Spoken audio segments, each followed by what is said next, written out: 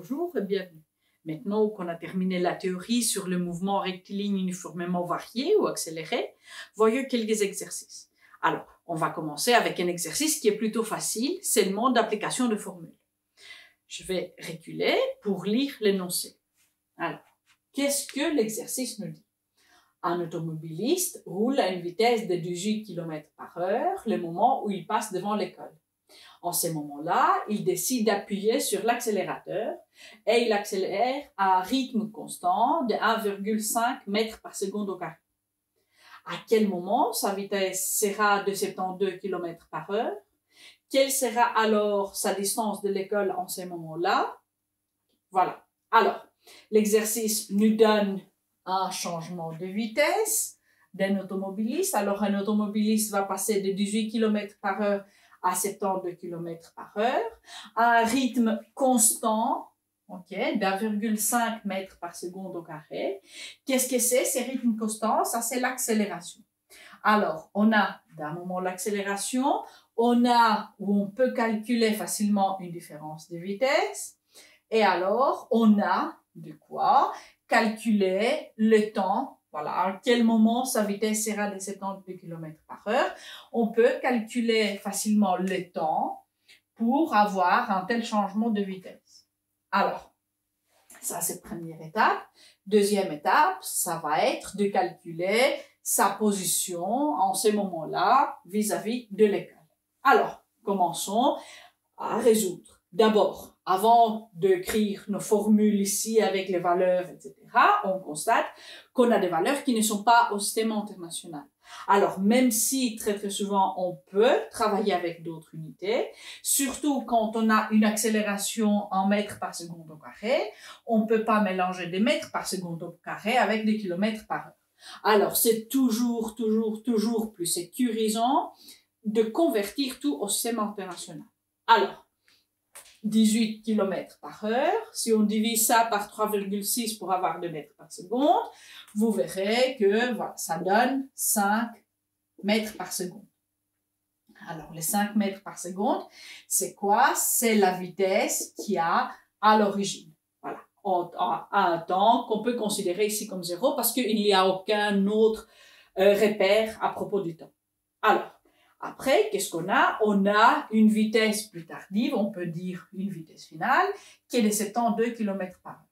Divisant ça par 3,6, on voit que ça nous donne 20 mètres par seconde.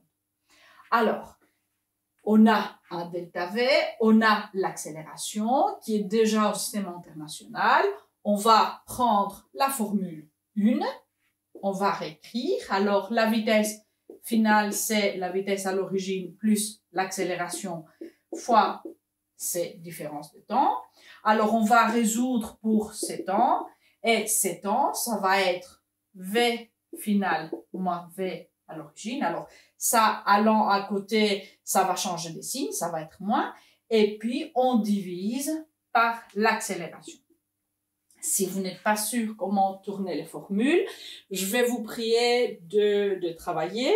Si vous n'arrivez toujours pas, vous pouvez me dire sur un courriel et on va faire encore d'exercices pour tourner les formules. Mais pour le moment, je vais supposer que vos compétences mathématiques sont au top. Alors, delta t, le temps qu'on cherche, ça va être la différence de vitesse. Alors, vitesse finale qui est le 20 mètres par seconde, moins les 5 mètres par seconde.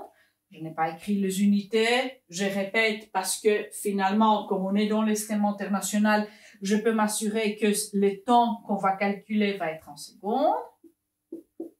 Et alors, je divise par 1,5. Alors, 15 en haut, 1,5 en bas en secondes, ça va faire 10 secondes. Alors, l'automobiliste prendra 10 secondes pour passer de 5 mètres par seconde à 20 mètres par seconde. Ça veut dire de 18 km/h à 72 km/h. Alors, maintenant, pour la deuxième question, la distance à laquelle il va se trouver, on va prendre l'équation 2. Alors, x, maintenant on a un temps, x de 10 secondes, la position qu'il aura à 10 secondes, ça va être sa position à l'origine quand le temps était 0, plus V0 fois delta t, plus 1 sur 2 fois l'accélération fois delta t au carré. C'est ça notre formule, la formule que j'ai aussi écrite tout en haut. Alors, x0, la position à temps 0, ben, ça va être 0 parce que le moment où on commence à compter, c'est le moment où il passe de l'école. Alors, on peut mettre notre école comme l'origine parce que c'est exactement ces distances qu'on va chercher aussi. Alors, on met les valeurs. Alors, x de 10 secondes, c'est ce qu'on cherche. V0, c'est positif, c'est 5 mètres par seconde, fois delta t qui est 10, plus 1,5 fois l'accélération 1,5 fois 10 au carré. De nouveau, je n'ai pas mis les unités là-dedans parce que comme j'ai utilisé partout les unités du système international, je suis persuadée qu'à la fin, j'aurai 2 mètres. Alors, 5 fois 10, ça fait 50. Alors, 1,5 fois 100, ça va devenir 150. Divisé par 2, ça va être 75. Ça va être en mètres. Alors, il aura fait 125 mètres le temps qu'il accélère. Alors, en 10 secondes, quand il aura une vitesse de 72 km par heure, il sera à une distance de 125 mètres de l'école. Alors, je vais vous laisser avec un défi qui est assez similaire à cet exercice-ci. Alors, j'efface pour donner d'autres énoncés. Maintenant, attention, notre automobiliste va appuyer sur les freins. Alors, on aura une décélération. Alors, pour le défi, on a un automobiliste qui roule à une vitesse de 90 km par heure. Et puis, il appuie sur les freins. Pas comme un fou, légèrement, seulement pour réduire sa vitesse. Et les freins vont le faire décélérer peu à peu. Alors, son accélération, disons, va être moins 1 mètre par seconde au carré. Pourquoi c'est moins? Parce qu'il va décélérer. Sa vitesse va baisser. Et alors, sa vitesse finale, disons que c'est 54 km par heure. Alors, ce que je vais vous demander de trouver, c'est combien de temps.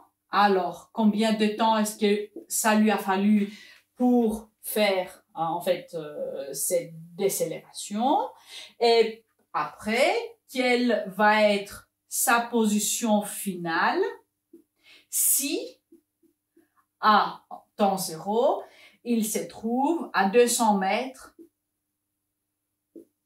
de l'origine que nous on a pris. Peu importe, ça pourrait être, je sais pas, l'école, le parc, la maison de ma grand-mère, ben, peu importe. Alors, on va prendre l'origine. On sait qu'à temps 0, x0, alors temps 0, c'est 0 secondes, x0, ça va être 200 mètres. Et puis, il continue à avancer, à décélérer. Alors, vous m'envoyez les réponses sur courriel, comme d'habitude. Et je vous donne votre point si vous avez la bonne réponse. Alors, pour le moment, je vous dis au revoir et d'autres vidéos pour encore d'autres exercices. Ciao!